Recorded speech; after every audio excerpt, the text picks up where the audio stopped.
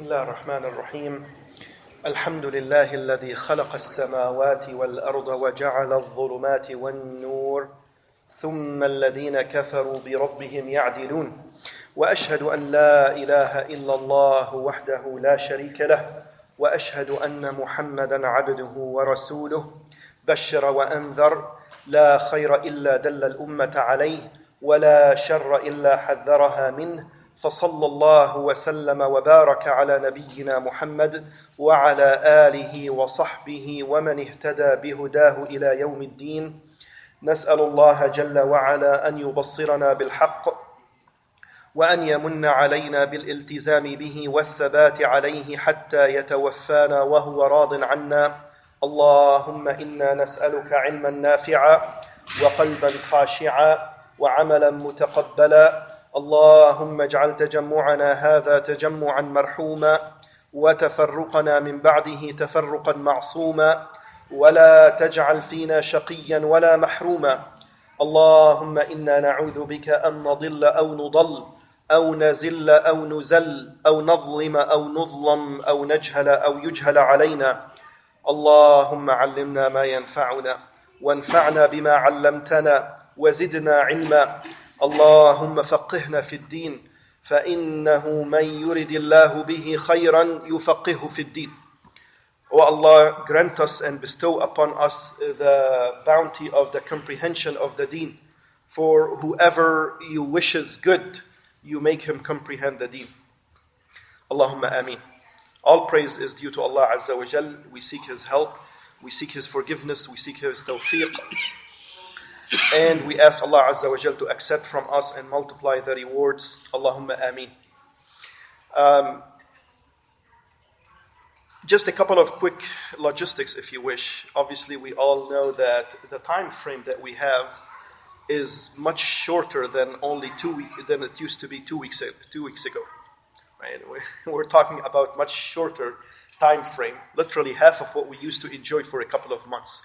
With that said, so we don't have too much time every halaqah, and we only meet once a week. So what I'm suggesting, and let me know what you think, what I'm suggesting is that we don't take a separate break, but rather we eat maybe sometime in the middle, toward the middle of the halaqah, but as we continue, because we just can't afford to go out and, we just don't have time, right? Otherwise, we're not going to be able to make meaningful progress. It will take forever. So we'll do that, inshallah. And then also, as we go into the fiqh, ya akhwan, you're going to see there will be a lot of details. So it is more and more, ever more important to actually take notes. I would like to see everybody with a notebook, with a pen, and writing, taking some notes to remind yourself, and because obviously the slides are very concise. They're not meant to be able to understand just by reading the slides. You can only put so much, otherwise they're useless, right? That's by definition. Speaking of the slides, I haven't forgotten about the presentation for the Tawheed. But just give me maybe another week, bi'idhnillahi ta'ala. I'm just making a final review, making any changes or addition as I see fit, making sure that there are no mistakes or anything. We're human beings, we make mistakes. So, inshallah, and then I will send it to you. Again, even that isn't really meant for anybody to just read the slides and understand. They are meant to be used in conjunction with the recordings. Don't just go to the slide and think, oh, okay, shirk akbar and asghar. Oh, I understand. No, they're not meant for, you're not going to be able to understand that way. So they're only meant to be used in conjunction with the recording. And here, likewise. And I do have a couple of, notebooks in here and pens. If you need to write, inshallah, by all means, please take one. This is actually from a brother who doesn't live with us anymore. He went back home to Pakistan. Barakallah fi, may Allah reward him, inshallah. He kept in touch with me. Subhanallah, may Allah reward him generously. Also, with that said, I'm going to do something that I didn't do before. I am going to ask a lot of questions to make sure that we're all understanding, and I'm going to pick and choose the person. Don't think I'm picking on anybody, right? Because I'm going to say, for example, Brother Samir would answer this question, right? And I want to be quick, otherwise, again, we don't have too much time, right? If we spend like 5 minutes on every question, we're not going to get there.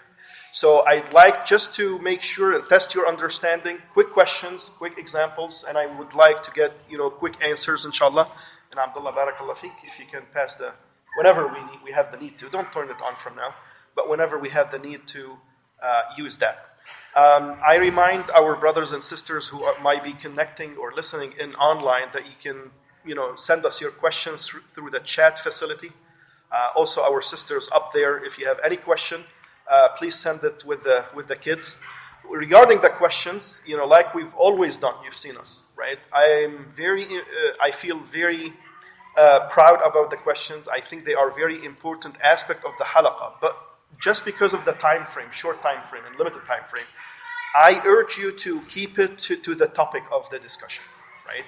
Because I guarantee you, there is a great chance that if we didn't cover the question or the answer of your question in today's halaqah, we will be covering it sometime down the road, because we're going to be going into gory details and all the different aspects of tahara, salah, so be patient. If you want to note down your question, and if we don't answer it by the time we're done with the whole topic, then by all means ask the question. But just in the interest of time, see if we're going to answer that question down the road. We're going to be talking about all the different gory details, inshallah. With that said, al-fiqh fi ad-din, ya akhwan, in the hadith. So we've been talking about, as a matter of fact, the last time we talked about the definition of al-fiqh, right?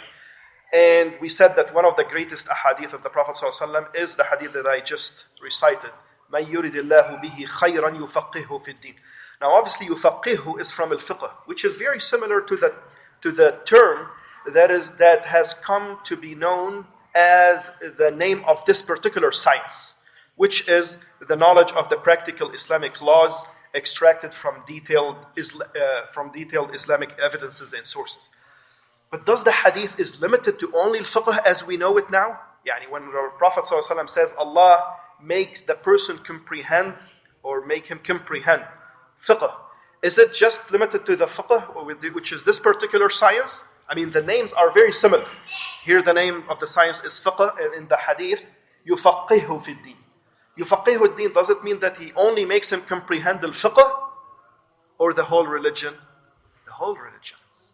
So al-fiqh in the hadith, يُفَقِّهُ فِي الدِّينِ, isn't limited to just al-fiqh as we know. Fiqh al-salah, fiqh al-tahara, fiqh al-siyam.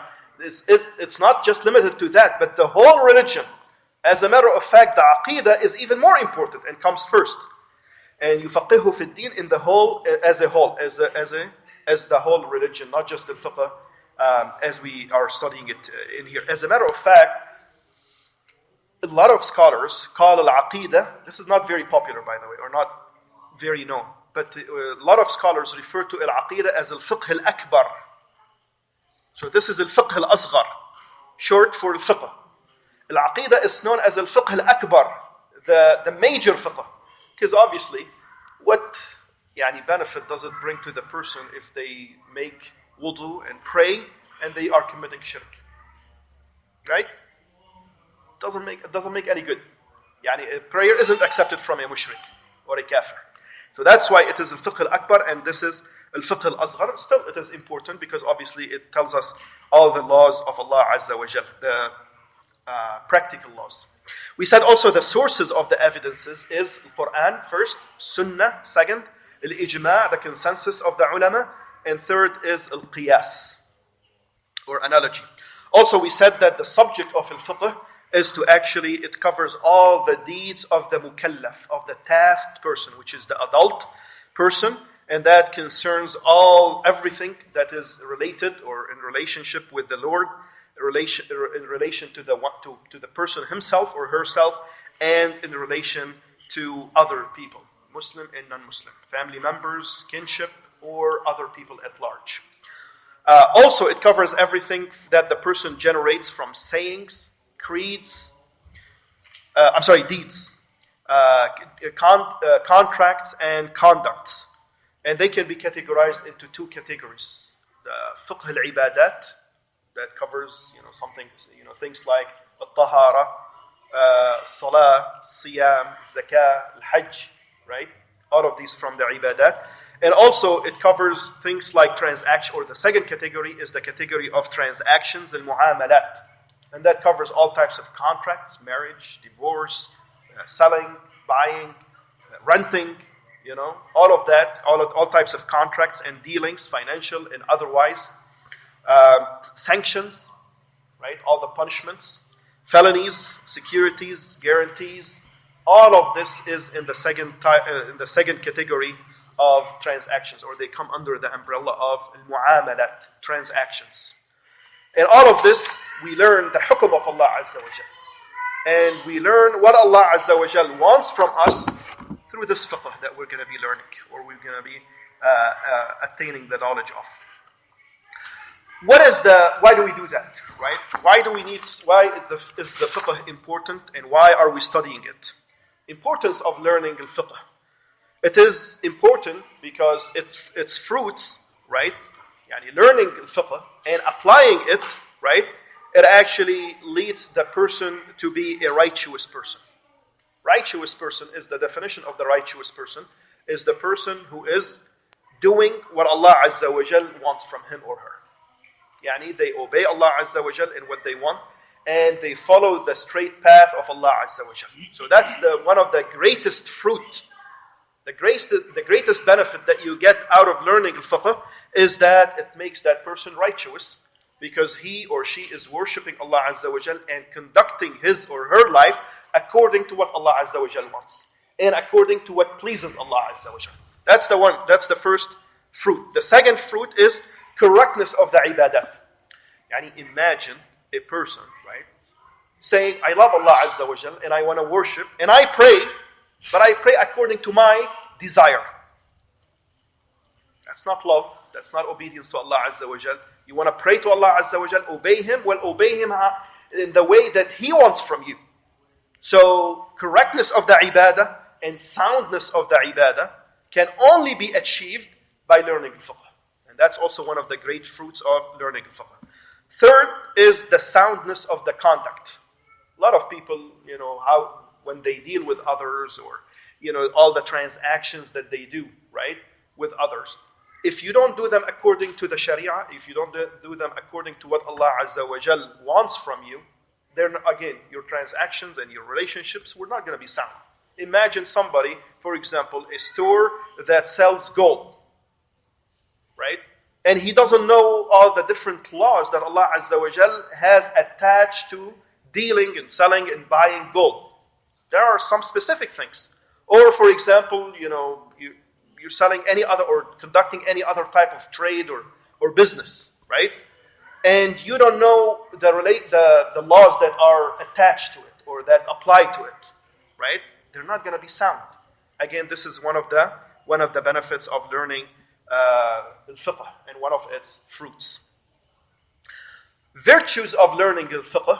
Also, this is one of the greatest sciences in the Sharia, al-fiqh, al-ilm, or ilm al-fiqh, right? Because it is actually one of the greatest deeds and one of the good deeds that you can draw closer to Allah Azza wa Jal by doing. And it is one of the best ways to reach the highest level of Jannah, right? Because this is reserved for al-mu'mineen, al-muhsineen, who do the job or the deeds, right? And the deeds include the deeds and the sayings. Every time we say al-amal or al-a'mal, it covers both al-a'mal and al-aqwal, right? They're obviously, this is reserved for those who only say and do what pleases Allah Azza wa Jal and what He approves of. And Muawiyah radiyallahu anhu arda reported the hadith that we also started with, that the Messenger sallallahu alayhi wasallam said, "Man yuridillahu bihi khayran yufaqihu fi ad-din."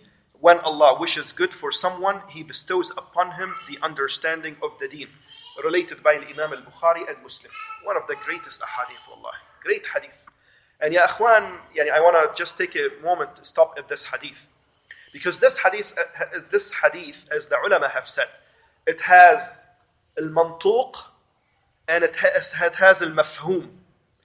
Al-mantuq is what the hadith actually says, explicitly says. The words of the hadith says, if Allah Azza wa Jal, or whenever Allah Azza wa Jal wishes good for somebody, He what? He bestows upon him, meaning upon him or her, the understanding of the deen. But we can also understand from the hadith. It doesn't say that. It doesn't explicitly say that. But we can understand from the hadith also that whomever Allah Azza wa Jal does not wish good for, He doesn't make him understand the hadith, the deen. That's from what we can understand from the hadith as well. Because think about it. If Allah Azza wa Jal wants good for somebody, He makes him or her understand the deen, comprehend the deen. If the person does not, you don't see the person being given the tawfiq to comprehend the deen, that could very well mean that Allah Azza wa Jal does not wish good for that person. And that's a very dangerous thing we should always keep in mind. See where you stand with respect to Allah Azza wa Jal. Do you see yourself always spending time reciting the Quran, learning the beneficial ilm, sitting in the circles of ilm? Or do you see yourself almost always making excuses? You're always too busy to learn and sit in the circles. There's always something. And we all have that. So if you see you're not able to participate, you're not able to learn, then there is a big question mark and there is a danger over there. The other one is Abu Darda radiyallahu anhu wa ardah. He reported in this hadith, judged as sahih by Imam al-Albani rahimahullah ta'ala, and related by Imam al-Tirmidhi, Abu Dawood, and Ahmad and al-Darimi in their sunan, in their books of sunan. He alayhi salatu wasalam said, the learned are the heirs of the prophets. Al-ulama warathatul anbiya. And the prophets leave neither dirham nor dinar. وَأَنَّ الْأَنْبِيَاءَ لَمْ يُوَرِّثُوا دِرْهَمًا وَلَا دِينَارًا. Leaving only knowledge. وَإِنَّمَا وَرَّثُوا الْعِلْمِ. And he who takes it takes an abundant portion. And indeed, wallahi, for those who understand, for those who comprehend, whoever takes a good portion of the ilm, wallahi, he has won a great deal of the khair. No question about it. Wallahi, greater than the wealth, greater than the health, greater than any other bounty in this dunya. There is no better for the person. There is nothing better for the servant of Allah Azza wa Jal to worship Him, to serve His Lord, to serve His Master, to serve His Creator, to serve His Sustainer, to the best he can according to what pleases his Lord. There is nothing better than that. And the life of the mu'min should only be to serve his Lord according to what pleases his Lord and according to what he wants from him. With that said, let's go straight into the meat of the fiqh of this science and what we're trying to explain in the weeks and months to come, maybe years, Allah alam, I don't know. But with that we say, Bismillah, nabda, start, and ala Allahi tawakkalna. Rabbi shrah li sadri wa yassir li amri wahlul 'uqdatan min lisani yafqahu qawli. At-tahara, the first chapter is the tahara, purity. What is meant by purity and how important is it? We say that purity is, ya akhwan, very important because obviously it is a key of one of the greatest pillars of Islam, which is the salah. As a matter of fact, it is the key for the prayer. And it is one of the greatest or most important conditions for the validity of the prayer. As a matter of fact, just to show you how important that is, if you remember, for those who remember, when we were explaining the 40 hadith, and you see that we keep going back to them, that tells you how important. How many times have we gone back and reminded you of what we covered during the 40 hadith, right? And that tells you how comprehensive they were. We keep going back. We keep referencing them back. For those who were with us and remember, when we explained the hadith, at-tuhuru shatrul iman. Abu Abdullah, I still remember explicitly, he was with us. And we said, among other things, one of the meanings of that statement of the hadith, obviously the hadith is much longer, but the first statement of it is at-tuhuru shatrul iman. Yani tuhur, which is the act of purifying, is half of an iman.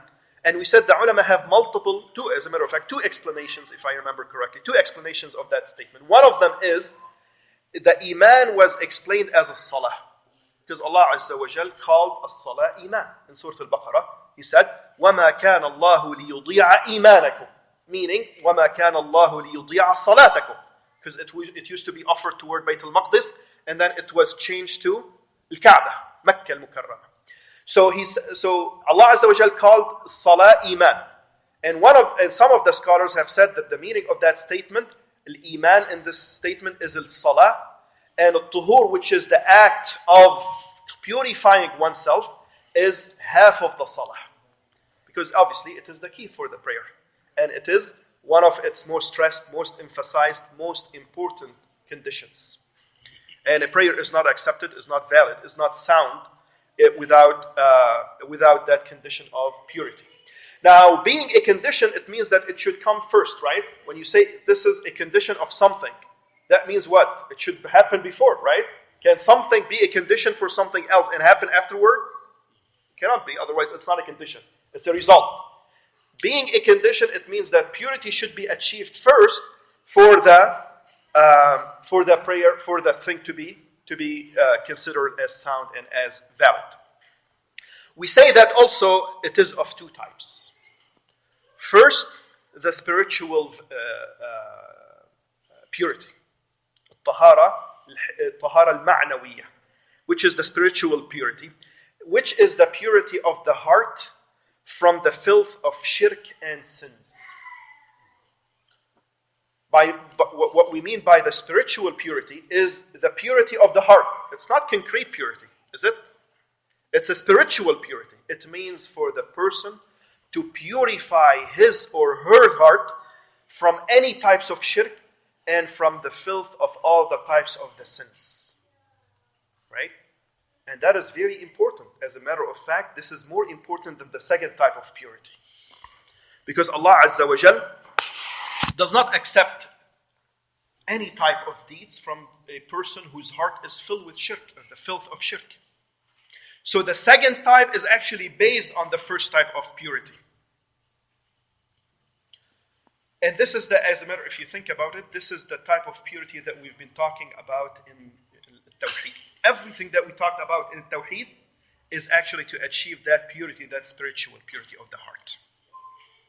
Why do we call this shirk and those sins as impurity, as najas?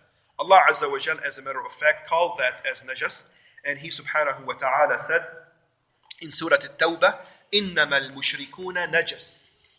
Verily, or indeed, the mushrikun are unclean, are najas.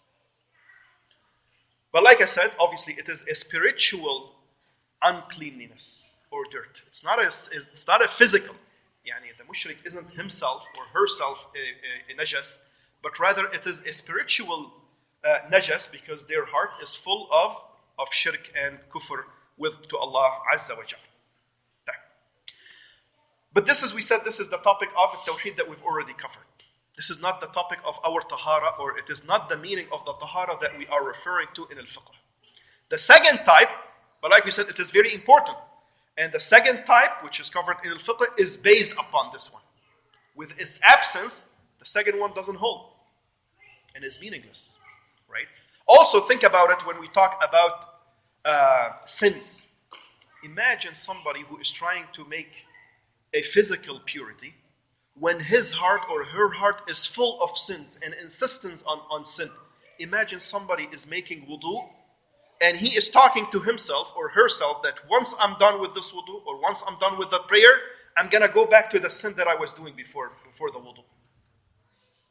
So what are you cleaning then? Right? What type of purity are you trying to achieve? Right? Empty your heart and clean your heart first and then clear your body and limbs. And that is based on that. The second type of purity is the physical purity. And this is the topic of al-fiqh.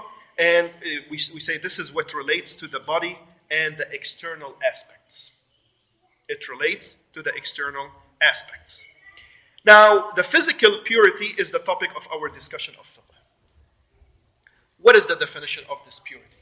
Now, obviously, going forward, whenever I say purity, we mean the second type.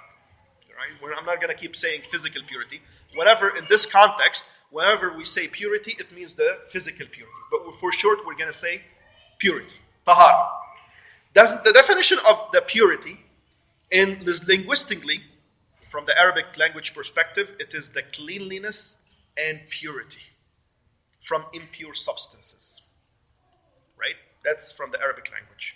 In Sharia terminology, it means the removal of the attribute that prevents one from being allowed to pray and so forth. Yani, to purify the body, to put it in a state that can pray or can perform a prayer and the other types of deeds that, for example, touching the Quran, that requires physical purity. So it is the removal of that attribute when somebody doesn't have purity, for example, we say doesn't have wudu, right? Then that body is in a state that prevents it from performing the prayer. Purifying it is removing that state so that it can perform, for example, a salah or other type of deed that require purity. And this is also of two types. It is of two types. The first one, we call it removal of al-hadath, raf' al-hadath. The second one is called removal of al-khabath, or izalat al-khabath, or zawal al-khabath. So there are two types, and we're going to see what each one of them means. So the physical purity in the Sharia terminology, and في المصطلح, right, in fiqh, it means one of two things: removal of al-hadath and removal of al-khabath. I know some of you are writing. Let me know when done so that we can move forward. Okay. The first one, let's take the first one, removal of al-hadath, raf' al-hadath. What does it mean? Al-hadath is related to the impurity that is caused by, or that is related to the body or parts of the body. Removing al-hadath is to actually purify the whole body as a whole, or part of the body, right? After the acts that nullify one's state of purity. In other words, we can say removal of the state of the body that prevents one from performing the prayer by using water. Because we're going to see next, there are three categories. There is al-hadath al-akbar and al-hadath al-asghar. Right? So al-hadath is the state of, or the state of the body that prevents the person from performing the prayer and some other deeds. Raf' al-hadath is to actually remove that state through using water. There are three categories of that.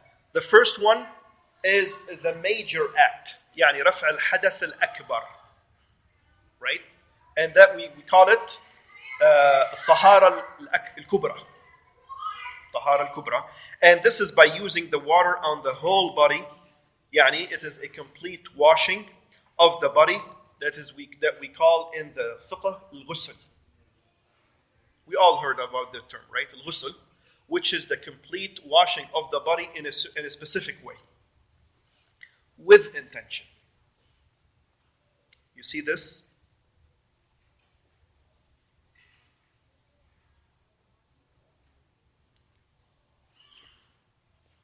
That's very important. Why with intention is important, ya akhwan?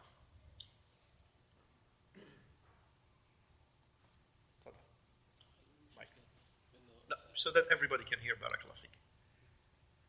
We all want to benefit from you, barakallah feek. Yeah. Because if we don't have intention, this ibadah is not accepted. Because we have two rules or two conditions, شرطان للعبادة. النية والمتابعة. فإذا لم يكون, if we don't have intention, it's like a normal. Barakallah feek. So the brother is saying that intention is very important because this is what basically distinguishes between a tradition, something that we do regularly, and between ibadah. Yani somebody can come, we all wash regularly our bodies. We take a shower, don't we? Right? At the end of the day, some people take it every day. That's a tradition for people all over the world, right? We do this regularly to clean our body from smells and from, dirt and everything. Then what distinguishes a person who goes into the shower and does a ghusl and somebody who does a shower?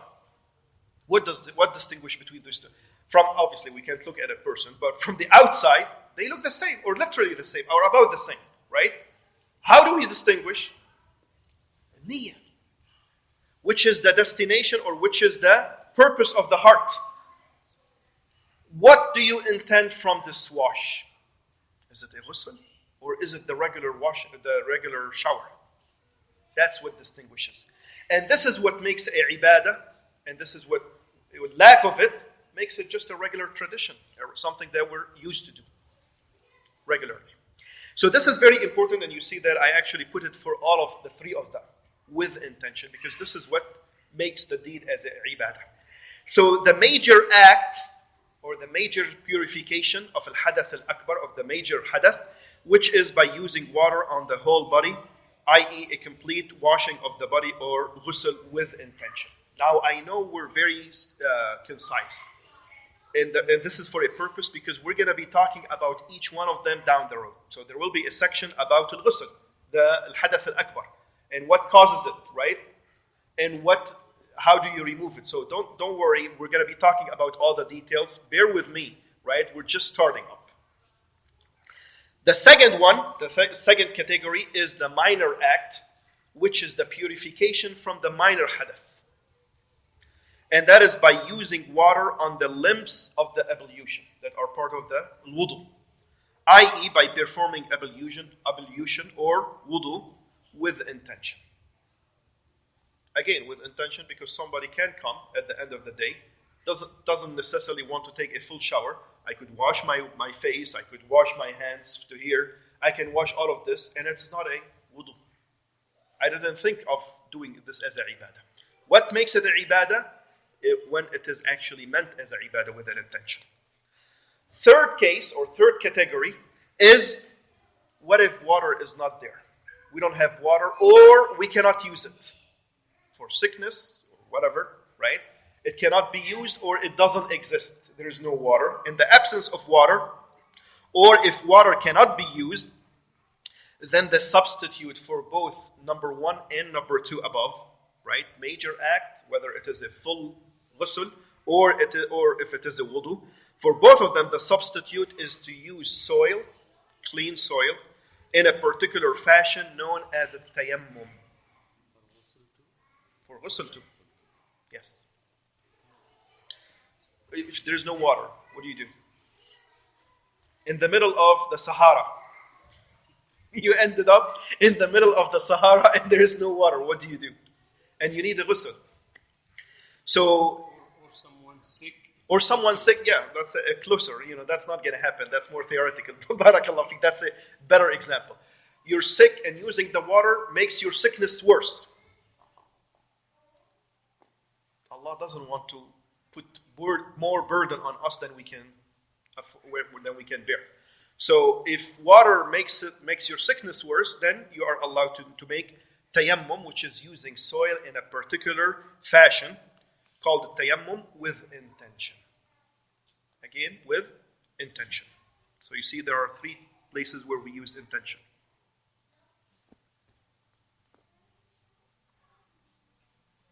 Any questions so far? No problem. Addition.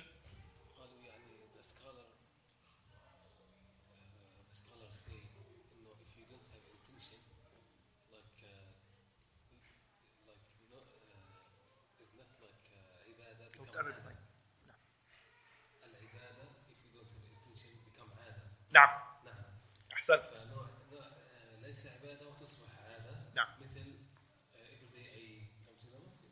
نعم. Why I come?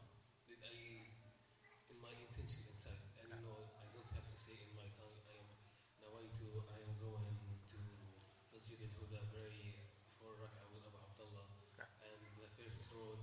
All this detail, no, we don't have this intention in our heart. If I need to think, I have to make intention in my heart. يعني حتى تصبح عبادة ولا تصبح. Barakallah fiqh, that's a very nice addition. Is derived from the Arabic language, obviously. Al-'ada is a tradition. Al-'ibada is the worship. There's one letter difference. 'Ada, 'ibada. There's a ba that is extra in the word 'ibada. 'Ibada without an intention becomes 'ada that you don't get rewarded for. And it may invalidate that 'ibada. Or actually will invalidate that 'ibada. So the difference between al-'ada and al-'ibada is the intention. That's what makes it, and even the intention makes i'ada a ibadah. I'll give you a quick example. For example, we all go to sleep at night, don't we? Right? That's the normal thing. Everybody does that. That's i'ada. Yani, it is a tradition.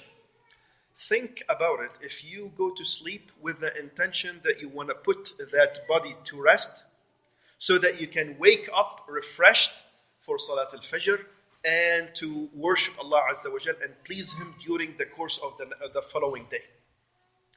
Your sleep is a ibadah. You get rewarded for it. So look at this intention. It turned i'ada into a ibadah. Allahu Akbar. Look at the ways of khair. Look at the ways of earning the reward from Allah Azza wa Jal. There are so many. But there are a lot of people are heedless. We forget about that. Imagine when one of us, we are all, households. We are all responsible for our houses. Imagine every time you go to the marketplace and buy food, right? Every father buys food for the family. But think about it. If you purchase the food with the intention of obeying Allah Azza wa Jal because He ordered you to spend on your family, imagine that food that you purchase for your house, now becomes a ibadah. How many times do we purchase food? Imagine that you can turn all of these into a ibadah, you get rewarded for it. Somebody other than that, a person who goes, just do it out of, being a tradition. I am the father. I'm responsible for that. That's what every father do. With that intention or with that thinking, you don't get anything for that. It's not a sin, but you don't get for it. You're wasting ways of getting ajr. Think about it. Now. Understood? The second type of purity, remember we said the purity, the physical purity is of two types. First one, purification from al-hadath, or removal of al-hadath. Now we're talking about removal of al-khabath, which is zawal al-khabath. What does that mean? It means the removal or purification of impure substances from the body, garments, and place. And for example, if you're trying to pray, right? The place where you are trying to pray needs to be pure itself. The garments that you are wearing needs to be pure, right? And your body needs to be pure. This is different than the hadath that happens if you go and use the restroom, for example, right? That is related only to the body. Al-khabath can relate to the body. For example, some impure substances get on your body or on your garments, right? Or in the place where you are trying to make the ibadah, like the prayer. And this is also 3 categories. Again, more details will follow, but for now, it is 3 categories. Some impure substances require washing, ghasl, washing, to be purified. There's another category of impure substances that require moistening or sprinkling. You just sprinkle water on it, and that purifies it. A third category is the category of impure substances that require just wiping. Masah. I can give you just a quick example. I don't know if you've heard of this before, but just to give you an example of one of them, we don't want to go into the details. Like I said, we're going to be coming down to the road. Moistening. A lot of you may understand, for example, washing. That's okay. If an impure substance get on your body, you wash it away, right? How do you, for example, moisten? What applies to moistening? A baby, the male baby, before they eat, they're just still nurtured by breastfeeding, milk. They're still on milk, right?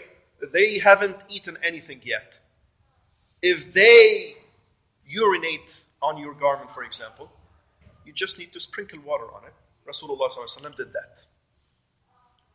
One of the Sahabiyat came to the Prophet ﷺ. She gave him her baby, and he urinated on him, alayhi salatu wasalam. He just ordered water and sprinkled on it.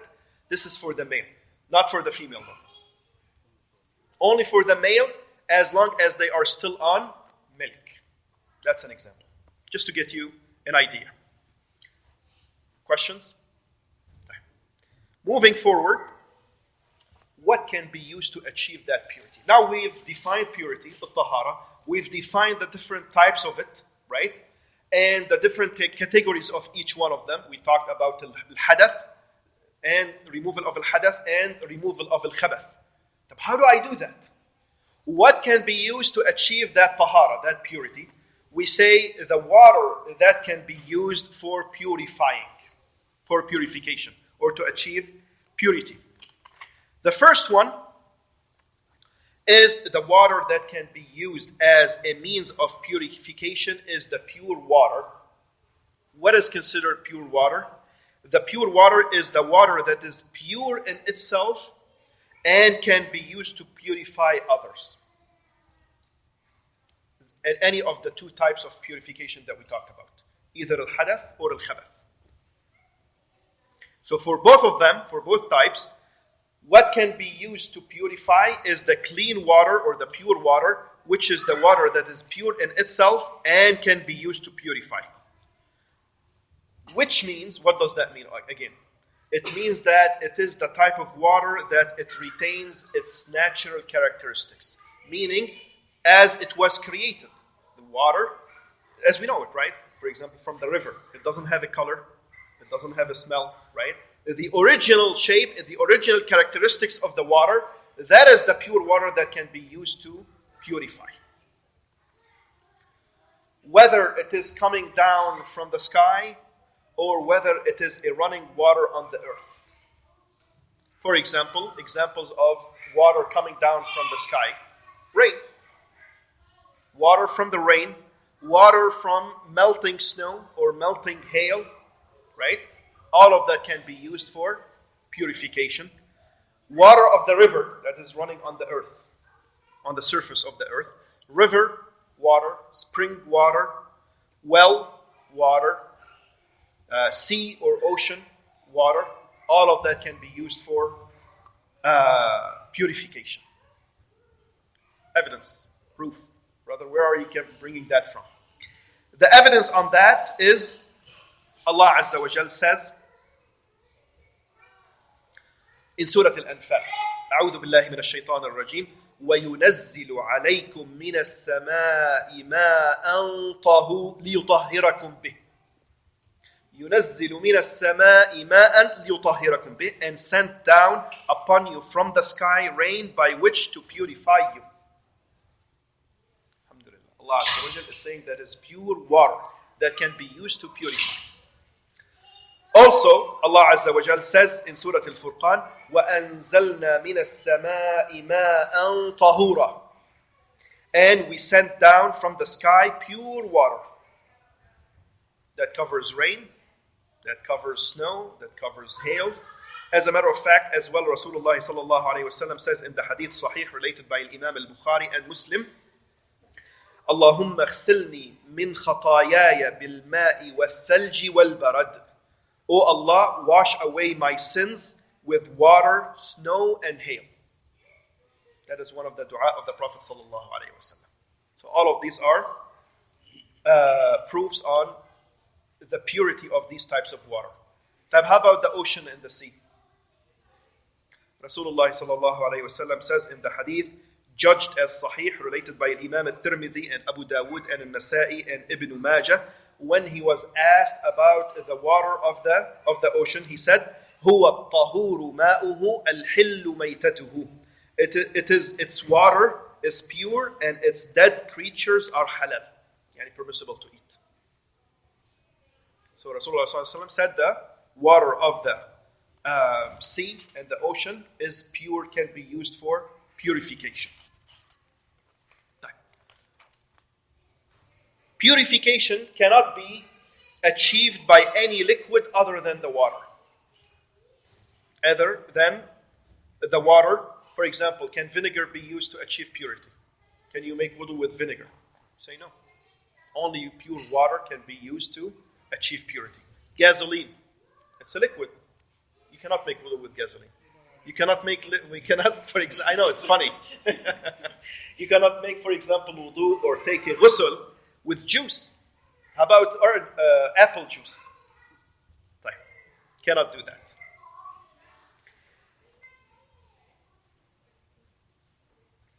I think this is what I prepared for today. What time is Aisha? 8:30. And time? What time is it now? Okay, we are almost about the time.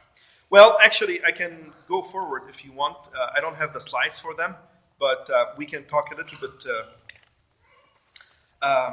further. Maybe they have a question.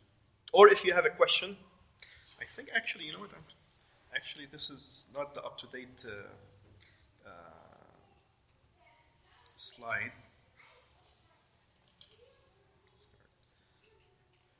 Do we have any questions? Salam. Sure. Water, sometimes in crowded places where the population is too much, Okay. the rivers are not used. People throw garbage in it, people throw dead animals, even dead people in that river. So we have that kind of situations as well. Well, like. If the water is clearly seen as not pure, even though it's running, it's not pure. Then we cannot use it. Well, actually, it can be used. As a matter of fact, like I said, a lot of those questions will be answered. We're going to be. Give me a second.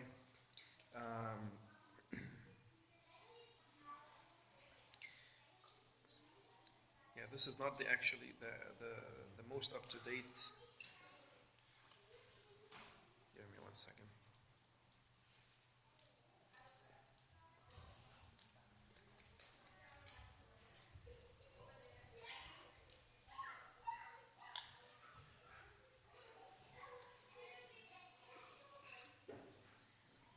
That's weird. Why it's doing that?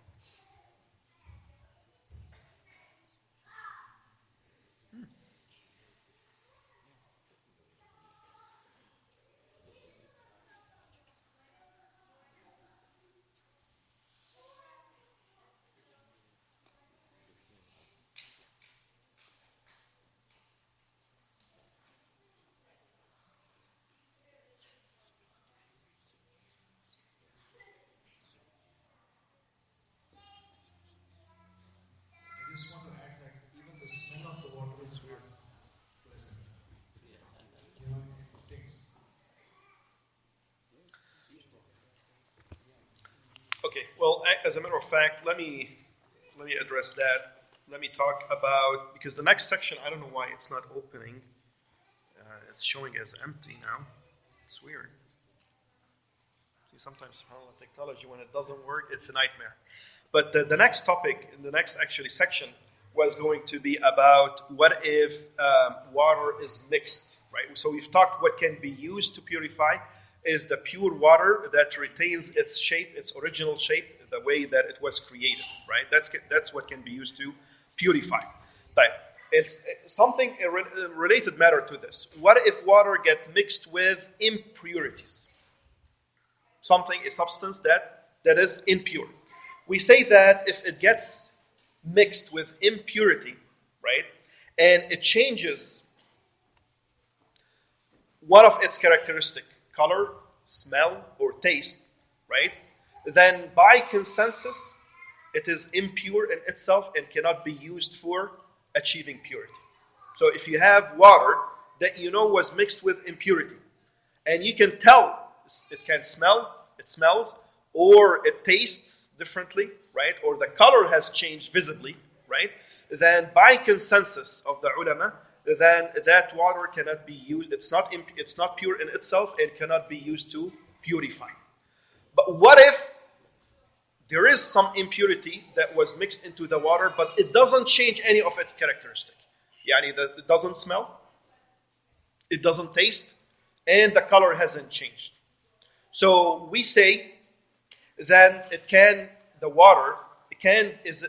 remains, as long as none of its characteristic has changed, then it remains pure and it can be used to achieve purity for both removing al-hadath or removing al-najas if it is 2 jar or more. And the jar is 160 liters, 0.5. So if the quantity of the water is 2 times 160.5 liters or more, right? Even if it gets mixed with impure substances, but it doesn't change in any of its 3 characteristics, that it is still pure and it can be used for impurity. If it is less than that amount, then it becomes impure.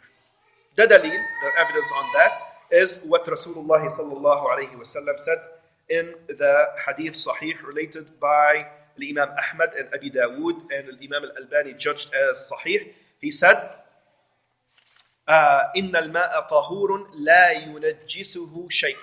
Water is pure and nothing can make it impure. Water is pure and nothing can make it impure. Now this is a general hadith, am. Another hadith came to us that restricts it a little bit, gives it a little bit of restriction. And the other hadith related by Ibn Umar radiyallahu anhuma, and this is also in Musnad al-Imam Ahmad and Sunan Abi Dawood and al-Tirmidhi and al-Nasai and Ibn Majah, and Imam al-Albani judged it as sahih. He alayhi salatu wasalam said, إِذَا بَلَغَ الْمَاءُ قُلَّتَيْن لَمْ يَحْمِلِ الْخَبَثِ. If there is enough water to fill 2 pots or 2 jars, and like I said, each jar is 160.5 liter, then it carries no impurity. So, if you have quantity of water, a mass of water that is 160.5 liters, twice that much, or more, even if you saw some impurity came into it, impure substance, but it didn't change the color, it didn't generate any smell, and it doesn't change its taste, then it remains pure on its original state, pure. If it is less than that, then it is impure, cannot be used for impurity. I think that answers your question. So it's running water, it's river. Can you taste? Does it have a taste? Does it have a smell? Did the color change of the water? If not, then that's definitely more than 2 pots. It's a river, right? So nothing will make it impure. You can still use it for. It's pure and can be used to purify. Done. I think let's stop here, inshallah. Give some time for brothers to renew, to refresh their wudu. Now, if there is any question. You can add something? Sure. Now when like boiled water, they change the smell and taste. The scholars say doesn't matter. Like when لما نسخن المية تغير ريحتها طبعا أو تغير طعمها. No. And if the water like mixed with something طهور, like salt, like za'afaran, when it cleans. Yeah, we're gonna actually. That's the next section, which is now we've talked about mixing with impurity. How about if it gets mixed with pure substances? We're gonna talk about that, inshallah, next time. Barakallah feek. Any other questions before we conclude? No more questions. Now, next time, can you cover like how to do ghusl? Because a lot of That's coming. Like I said, there's a section for al-wudu. Or we're gonna go into the gory details of al-wudu. Its pillars, its sunan, its conditions, what is recommended for al-wudu, mustahabbat al-wudu, and al-ghusl. The next one will be, because al-ghusl is what can be used to purify from the major hadath. Al-wudu is what can be purified from minor hadath. All of that is coming. Yes. Just last thing, Ya Abdullah. Yes. Sure. Not joke, but if someone tells you, okay, Sprite or 7-Up, can we make wudu from 7-Up or Sprite? Yeah, Sprite. Looks like water, Yeah, right? it was mistakes. إذا تغير الماء زي ما قلت طعمه ورائحته ولونه طبعا That's also from the next section, because this is also, Sprite is pure. There's no impurity in it. It is water that was mixed with pure substances. But can we use it for wudu? We say no, because it is not called water anymore. Yani what you added to it, although it is impure, but it cannot be called water anymore. It cannot be called water. You cannot call it water anymore, right? I mean, its characteristic has changed so much. It cannot be called water anymore. And only water can be used to achieve purity, tahara. So that's why you cannot use soda, Sprite, whatever. Tea. About tea. It's not water anymore. Although there's no najas in it, but it cannot be used to achieve purity. وصلى الله وسلم وبارك على نبينا محمد وعلى آله وصحبه ومن والاه. السلام عليكم ورحمة الله.